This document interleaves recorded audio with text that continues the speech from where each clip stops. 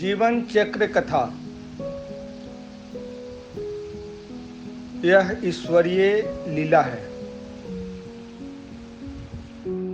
इस कथा के माध्यम से आपका वर्तमान जीवन सफल, सार्थक और आनंदमय बन सकता है।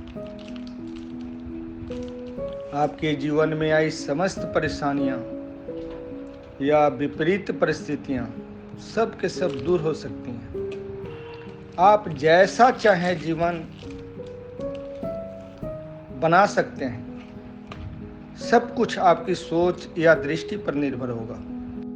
आप चाहें तो साक्षात परम पिता परमेश्वर प्रभु के दर्शन कर सकते हैं। यदि अपने आप को अकर्ता भाव से कल्याणकारी कर्मों में संलिप्त रखते हैं, ऐसी स्थिति में ही पल पल परमानंद की अनुभूति होती है और मानवीय प्रवृत्तियां प्रबलता की प्रकाष्ठा पर होती हैं। आप चाहें तो देवी देवता बनकर पूजनीय भी हो सकते हैं, यदि अपने आप को कर्ता भाव में 100% पुण्य कल्याणकारी कर्मों द्वारा सुशोभित करते हैं।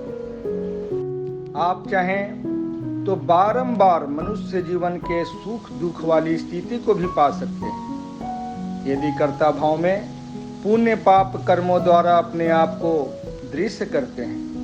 और आप चाहें तो सृष्टि के समस्त जीवों का जीवन भी जी सकते हैं, यदि आपके द्वारा कर्ता भाव में 100% पाप कर्मों का संचय होता है।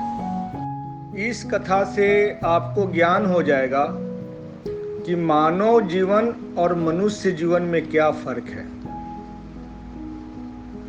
मानव जीवन सीधा ईश्वरीय कृपा है, तो मनुष्य जीवन पाप कर्मों के अंत का परिणाम और स्वतः प्राप्त पुनः एक सुनहरा सुअवसर है मानव बन ईश्वर से जुड़ने का।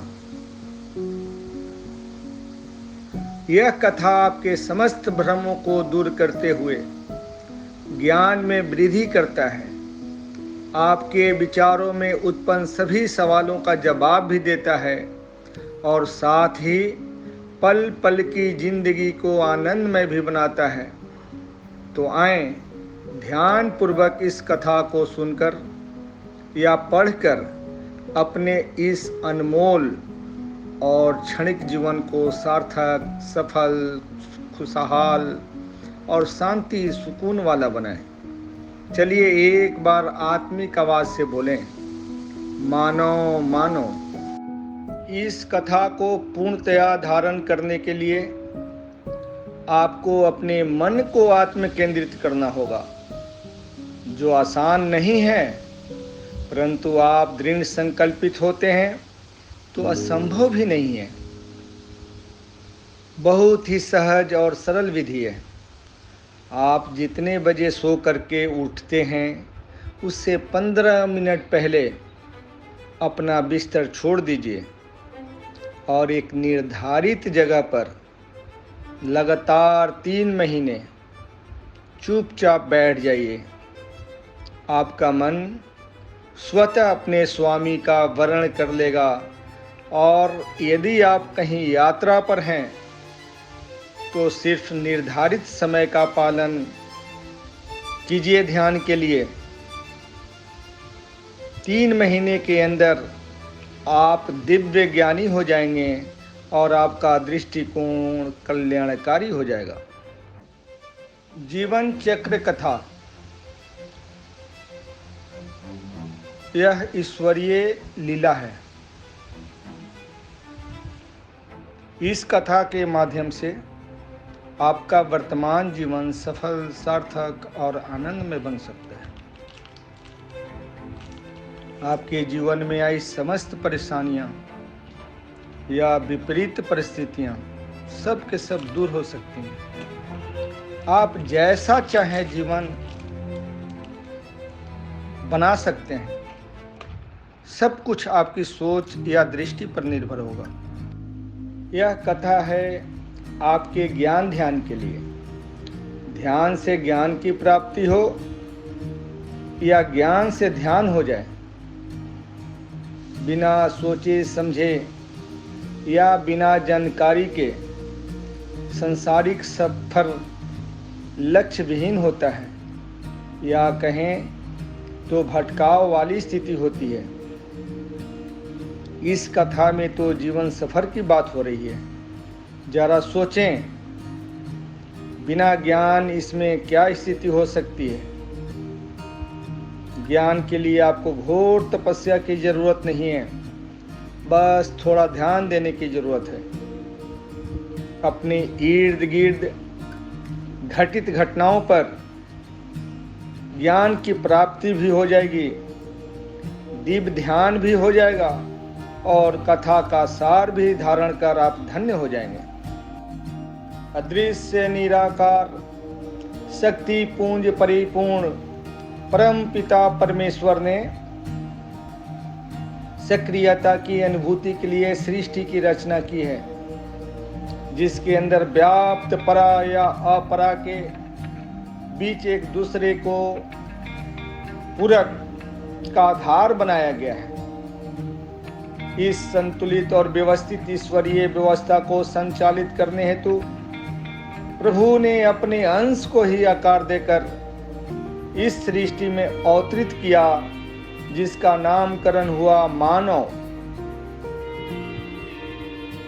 मानव को उपयुक्त साधन से सुशोभित किया गया है, जिससे प्रत्येक स्थितियों और परिस्थितियों में अनुकूल श्रेष्ठतम इस्तेमाल हो सके।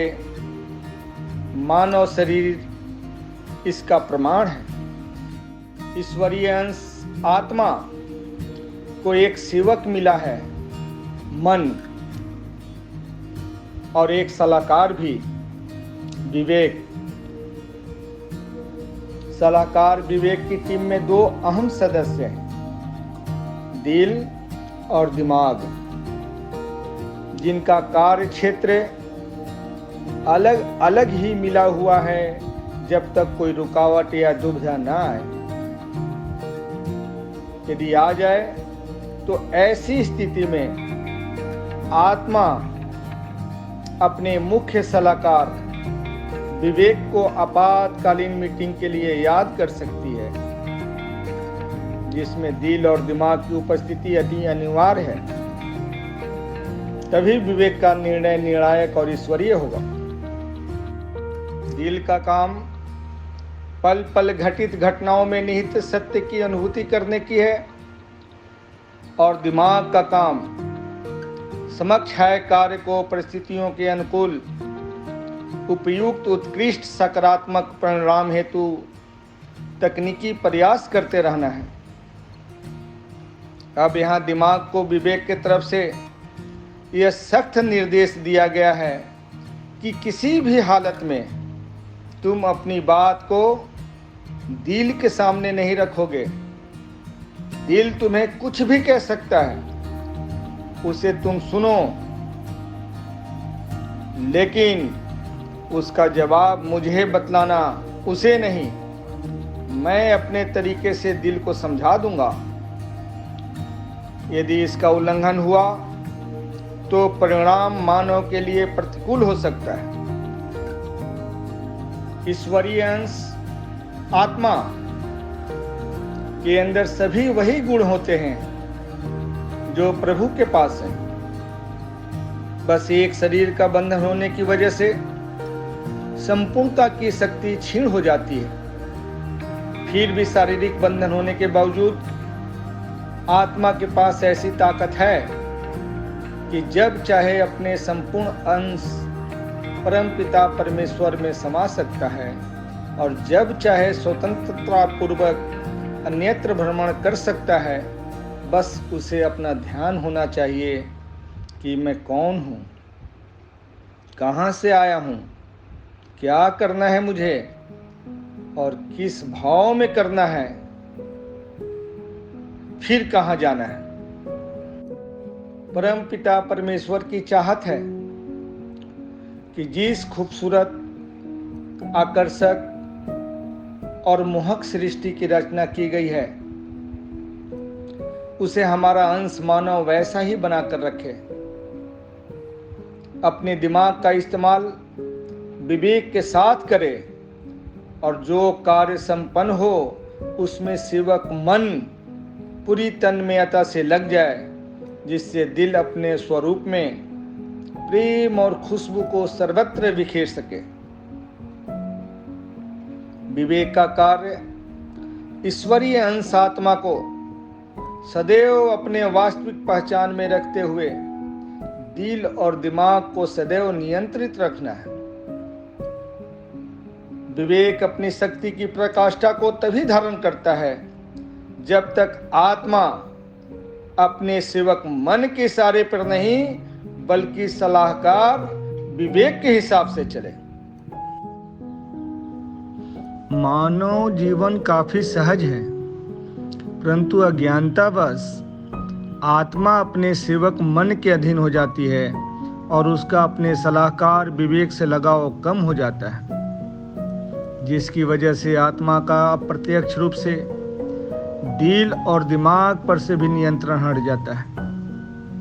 ऐसी स्थिति में स्वाभाविक तौर पर जीवन असहज हो जाता है और यही असहजता जीवन चक्र को जन्म देता है। वरना सहज जीवन तो ईश्वरीय होता है, जबकि जीवन चक्र भटकाव की वजह से ही बनता है। इसी जीवन चक्र कथा को हम आत्मसात कर सहजता को प्राप्त करने का प्रयास करेंगे, जिससे पुनः हम ईश्वरीय हो सकें।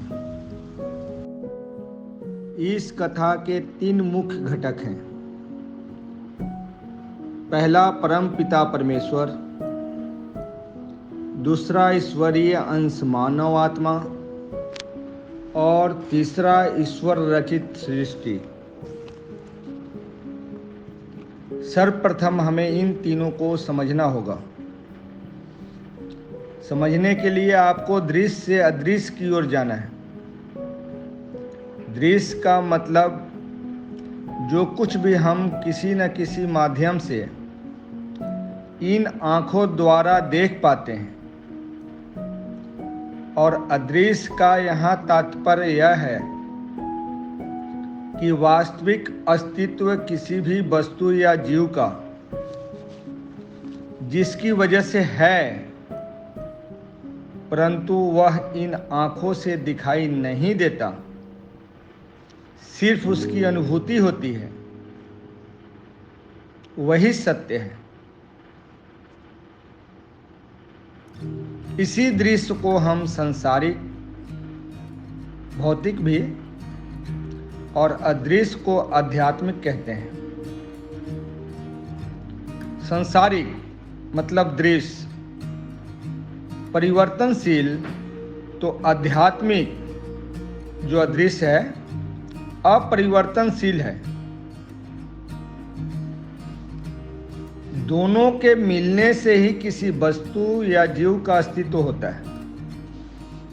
इसीलिए आत्मा दिखाई नहीं देती है और शरीर दिखाई देता है। शरीर के अंदर आत्मा की उपस्थिति की अनुभूति होती है जो अजर अमर है, और शरीर 5 तत्वों से निर्मित एक परिवर्तनशील साधन है। शरीर दिखता है, इसलिए इसके माता पिता, सगे संबंधी सभी दिखते हैं। चूंकि शरीर परिवर्तनशील और नश्वर है, इसलिए इससे संबंधित का लक्षण भी वैसा ही है। आत्मा नहीं दिखती है, इसलिए इसके माता पिता या सगे संबंधी परम पिता परमेश्वर भी नहीं दिखते हैं। चूंकि आत्मा अपरिवर्तनशील है, इसलिए प्रभु भी वैसा ही हैं जो सदैव रहते हैं और हमारा ख्याल रखते हैं। सांसारिकता में घर परिवार से लेकर समाज, देश या कोई भी संस्था बिना किसी व्यवस्था या नेतृत्व से नहीं चल पाता है। तो वैसे ही आध्यात्मिकता में भी है, जिसके नेतृत्व में सब कुछ दृश्य या अदृश्य चल रहा है, वह है हमारे परम पिता परमेश्वर, हमारे प्रभु, हमारे मार्गदर्शक या कहें हमारे सर्वे सर्वा।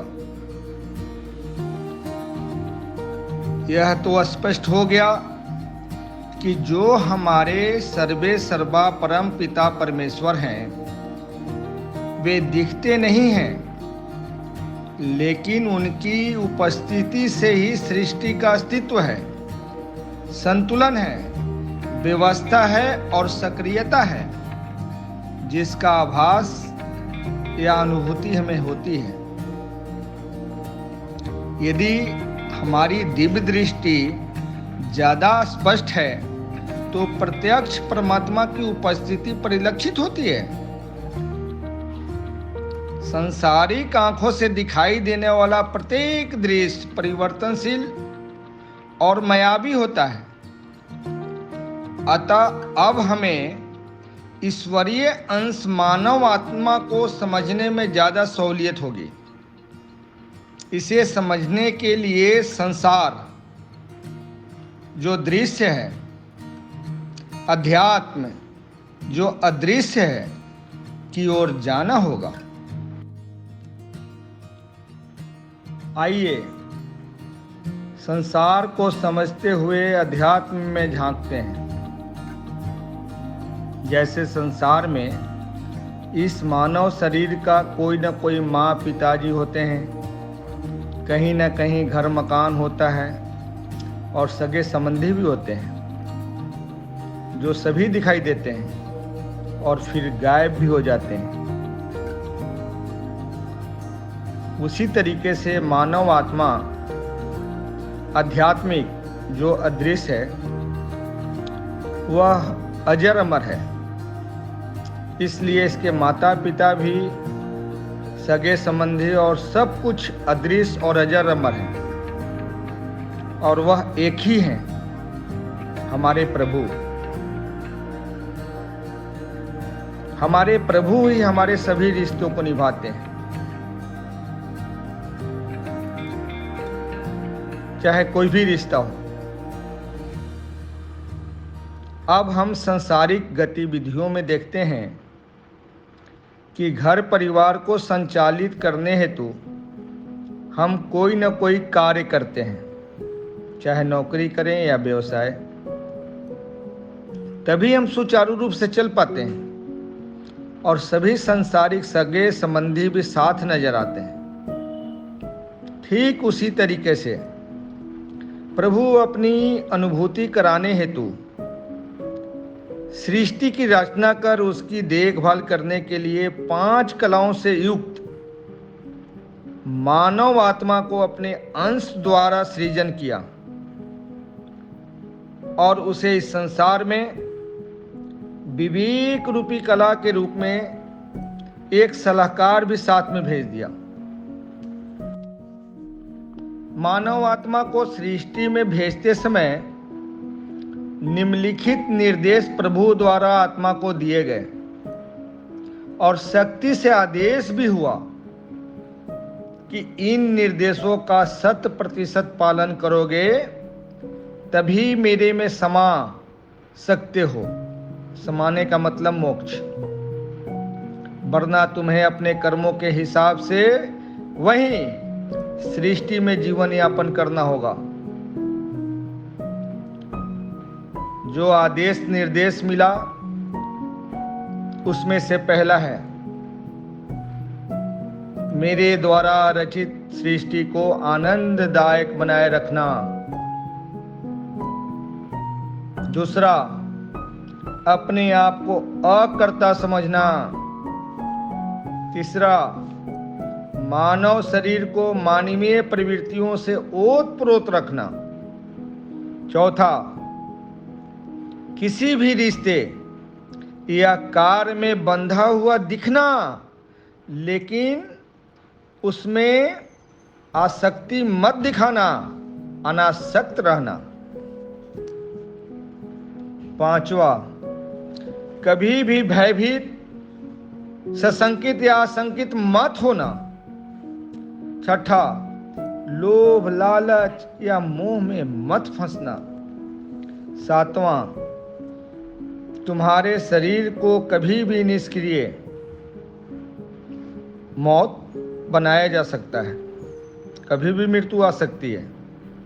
उसी हिसाब से जीवन को जीना। और अंतिम जो है 8वां, अपने विवेक के माध्यम से असीमित कलाओं को विकसित कर मेरे अंश को प्रमाणित करना, लेकिन संपूर्णता का प्रयास या दिखावा, अहंकार कभी भी मत करना।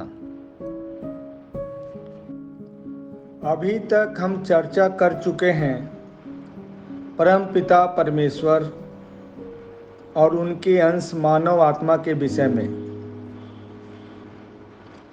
अब चर्चा होगी परमपिता द्वारा रचित सृष्टि की। सृष्टि का निर्माण परा और अपरा से हुई है। परमात्मा अंश मानव या मानव आत्मा के पतन के परिणाम स्वरूप अन्य जीव और जड़ प्रकृति जैसे पहाड़, नदी या पेड़ पौधे इत्यादि सबके पास कला है, जिसकी वजह से उनका अस्तित्व है। जड़ प्रकृति के पहाड़ पत्थर में अस्थि कला है। अस्थि का मतलब उसका अस्तित्व है।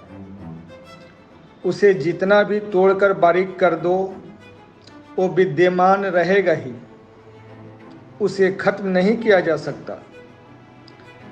उसके बाद पेड़ पौधों को देखिए, उनके अंदर 2 कलाएं हैं। पहला है अस्थि कला और दूसरा है भोजन ग्रहण करने की कला। इन्हें जितना भी काट लो या फर्नीचर बना लो और बारीक कर दो, इनके रूप तो बदल जाएंगे, लेकिन किसी न किसी रूप में इनकी सत्ता रहेगी। और दूसरी कला भोजन ग्रहण करने की कला से ही इनका विकास होता है। मानव के कर्मों के परिणाम स्वरूप शूद्र जीवों जैसे कीड़े मकोड़े के पास 3 कलाएं होती हैं। पहले में आप देखेंगे कि उसका जो अस्तित्व है, जीव है, आत्मा है उसके अंदर, उसको बोलते हैं है कला। दूसरी भोजन ग्रहण करने की कला और तीसरी स्थानांतरण की कला। उसी तरीके से पशु पक्षियों में 4 कलाएं होती हैं। जीव होने के नाते पहली कला है कि वो आत्मा है तो है कला होती है। दूसरी कला है भोजन ग्रहण करने की कला। तीसरी स्थानांतरण की कला और चौथी कुछ समय के लिए संबंधों को पहचानने की कला। अब ईश्वरीय अंश मानव आत्मा है, इसके पास कलाएं होती हैं।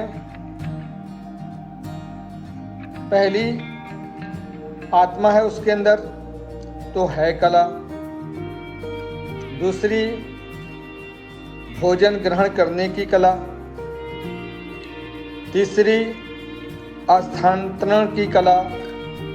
चौथी संबंधों को पहचानने की कला। और 5वीं है विवेक, जिसके माध्यम से समीक्षा, विवेचना, चिंतन मंथन, ध्यान ज्ञान या योग संभव है। इसी कला के माध्यम से अनेक कलाओं का सृजन भी हो जाता है, जिससे मानव ईश्वरीय प्रतीत होने लगता है। इस तरह से परमपिता परमेश्वर ने सृष्टि की रचना की, जिससे प्रभु की अनुभूति भी होती रहे, उनकी सत्ता का प्रभुत्व भी बना रहे और जीवन चक्र के माध्यम से व्यवस्था में संतुलन, संयम, अनुशासन, धैर्य और समर्पण, त्याग की प्रबलता भी बनी रहे, जिससे प्रेम की खुशबू सभी पा सके। इसी जीवन चक्र कथा जिसमें ईश्वरीय लीला की झलक है, हम पढ़कर सुनकर अपने जीवन को सफल, सार्थक और आनंदमय बना सकते हैं। तो आइए ध्यान पूर्वक इस कथा को आत्मसात करते हैं और एक बार आत्मा से बोलते हैं। आप सभी बोलिए, बोलना पड़ेगा। चलिए बोलिए, मानो मानो। परमपिता परमेश्वर ने अपने द्वारा रचित सृष्टि में अपने अंश मानव आत्मा को पूरे निर्देश और आदेश के साथ जब भेजा, तो मानव आत्मा अपने ध्यान, ज्ञान और कर्मों की वजह से 4 वर्गों में बंट गए। पहला, अकर्ता, पाप पुण्य से रहित ब्रह्मज्ञानी, प्रभु का सबसे लाडला अंश बना। दूसरा, कर्ता, 100% पुण्य कर्मों को संचय वाला बना। तीसरा भी कर्ता, लेकिन पुण्य के साथ साथ पाप कर्मों को संचित किया। और चौथा तो कर्ता, लेकिन केवल पाप कर्मों के संचय से मानव शरीर के लायक भी नहीं बना। ये चारों मानव आत्मा अपने अपने कर्मों के हिसाब से जीवन को चुना, जिसका परिणाम व्यवस्था को सुचारू रूप से चलाने हेतु बने आदेश निर्देशानुसार निर्धारित हुआ। सर्वप्रथम हमें पाप पुण्य को समझना होगा, तभी मानव आत्मा के वर्गीकरण का कारण समझ आएगा। कर्म हमारी भावनाओं से निर्मित होते हैं। कोई क्रिया करते समय जैसी हमारी भावना होगी, वैसा ही पाप पुण्य कर्म बन जाते हैं, और वह भी जब हम अपने आप को कर्ता मान बैठते हैं तभी। परमात्मा के बनाए सृष्टि व्यवस्था में यदि हम उनके आदेश निर्देशानुसार कर्ता बनकर कार्य करते हैं, तो 100% पुण्य कर्मों द्वारा मानव शरीर त्यागने के बाद हमें देव योनि की प्राप्ति होती है। सभी देवी देवता अपने पुण्य कर्मों का भोग करते हैं, और कभी कभी मानव आत्मा द्वारा आराधना के माध्यम से मांग करने पर हमें वे सहायता भी करते हैं, लेकिन अपने प्रभु से मिलन नहीं कर पाते हैं देवी देवता। परमपिता परमेश्वर से मिलन के लिए उन्हें पुनः सभी पुण्य कर्मों को भुगतने के बाद मानव योनि में आना ही होगा। वही मानव आत्मा प्रभु के परम अंश के भागीदारी होता है, जो सृष्टि में आगमन के बाद भी अतीत और मूल संस्कारों और अपनी पहचान की जानकारी और ज्ञान रखता है। तभी वह कर्ता बनी सृष्टि में प्रभु के आदेशा निर्देशानुसार समस्त कार्यों का निष्पादन 100% करता है, जिससे वह प्रभु के समक्ष नजर आता है। उसे ही मोक्ष की प्राप्ति होती है। इसे ही ब्रह्मज्ञानी कहते हैं, जो प्रभु के किसी भी सार्वजनिक कार्य को पूर्ण करने का अधिकारी भी है। अकर्ता होने की वजह से इसके ऊपर कर्मों का लेप नहीं लगता, इसीलिए वह समस्त दायित्वों के निर्वाह के बावजूद जैसा आगमन के समय था वैसा ही बना रहता है। तभी कहा जाता है, खाली हाथ आए थे और खाली हाथ जाएंगे। लेकिन जिसने कर्ता बन कर्मों का लेप लगा लिया, वह खाली नहीं होता, वह विशुद्ध नहीं इसलिए उसका जुड़ाव प्रभु से खत्म हो जाता है और वह भटकाव की स्थिति में जीवन चक्र का हिस्सा बन जाता है। इसी को कथा के माध्यम से हमें समझना होगा, तभी हम वर्तमान जीवन को आनंदमय तरीके से जी सकते हैं। दृश्य आंखें और दृश्य रिश्ते नाते हमें सब कुछ बतला देते हैं, परंतु हमारा ध्यान नहीं होता, जिसकी वजह से हम अचानक मुसीबतों में घिर जाते हैं और इस अनमोल जीवन का नाश कर बैठते हैं। मानव आत्मा के दो वर्गों का ज्ञान हमें हो चुका है। एक तो ब्रह्म ज्ञानी, जो प्रभु के आदेशा निर्देशानुसार 100% कार्य अकर्ता बनकर करता है, और दूसरा अकर्ता की जगह सिर्फ कर्ता बन गया, लेकिन समस्त कार्यों को प्रभु के आदेशा निर्देशानुसार ही किया, जिसकी वजह से उस आत्मा के पास पुण्य कर्मों का संचय हो गया। मानव शरीर त्यागने के बाद ऐसी आत्मा ही देवी देवता बनकर पुण्य कर्मों का भोग करते हैं और हमें अपने पुण्य कर्मों की वजह से रक्षा और सहायता भी करते हैं। तीसरा वर्ग ऐसा है जहां मानव आत्मा कर्ता बनकर प्रभु के निर्देशानुसार के कुछ प्रतिशत अनुकूल कार्य करते हैं तो कुछ प्रतिशत उसके प्रतिकूल करते हैं। इसीलिए ऐसे मानव के पास पुण्य के साथ साथ पाप का भी संचय हो जाता है, जिसकी वजह से ऐसी मानव आत्मा शरीर से अलग होने के बाद पुनः मानव शरीर ही मिलता है। चूंकि पाप और पुण्य के अनुपात में मानव आत्मा की स्थिति सांसारिक रूप से अलग अलग दृश्य नजर आते हैं। यदि पुण्य कर्म ज्यादा है तो यह संपन्नता में देवी देवता के समक्ष नजर आते हैं, और यदि पाप ज्यादा है तो यह पशु पक्षी के जीवन स्तर के पास नजर आते हैं। लेकिन शरीर तो मानव का ही होता है। जो मानव आत्मा कर्ता बनकर अपने प्रभु के निर्देशानुसार बिल्कुल ही कार्य नहीं करते हैं, यानी 100% प्रतिकूल काम हुआ, तो ऐसी स्थिति में ऐसी आत्मा के पास सिर्फ पाप कर्मों का जमवाड़ा हो जाता है। ऐसी आत्मा शरीर छोड़ने के बाद पतन की तरफ चली जाती है, मानव शरीर के लायक भी नहीं होती। उसे अपने पापों को भुगतने के लिए तरह तरह के जीव जंतुओं के शरीर धारण करने पड़ते हैं। जब पूरे पाप खत्म हो जाते हैं तब पुनः उन्हें मानव शरीर मिलता है, क्योंकि मानव शरीर में ही विवेक रूपी कला है, जिसके माध्यम से हम प्रभु का ध्यान लगा सकते हैं और अकर्ता बन उनमें समा सकते हैं, मोक्ष की प्राप्ति कर सकते हैं। मानव शरीर में ब्रह्म ज्ञानी ही मोक्ष का अधिकारी है।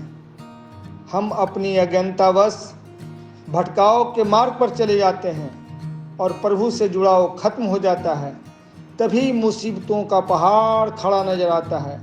अन्यथा हमारे चारों तरफ प्रेम ही है, खुशबू है, सुकून है और शांति है। आत्मिक भाव से बोलो, चलिए बोलिए, शांत मत रहिए, बोलिए मानो मानो। यह कथा हमारी वास्तविक जीवन पर आधारित है। इस कथा को सुनने पढ़ने के बाद यह स्पष्ट हो जाता है कि हमारी वर्तमान स्थिति का वजह हम स्वयं हैं। इस स्थिति को जैसा हम बनाना चाहें हम वैसा बना सकते हैं।